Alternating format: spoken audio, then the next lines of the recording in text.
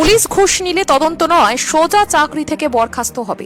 এবার পশ্চিমবঙ্গ পুলিশের বিরুদ্ধে কড়া মন্তব্য কলকাতা হাইকোর্টের। কলকাতা হাইকোর্টে আবারও তিরস্কারের মুখে পড়ল রাজ্য পুলিশ।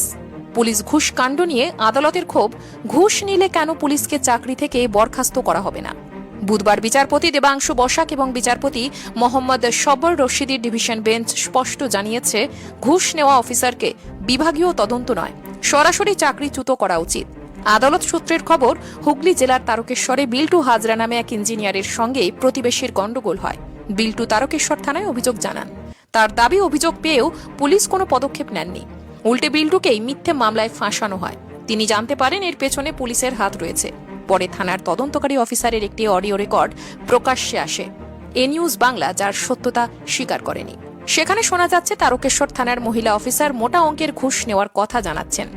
এরপরে ওই ঘটনায় হাইকোর্টের দ্বারস্থ হন ইঞ্জিনিয়ার। বিচারপতি তীর্থঙ্কর ঘোষের সিঙ্গেল বেঞ্চে প্রথমে মামলাটি ওঠে।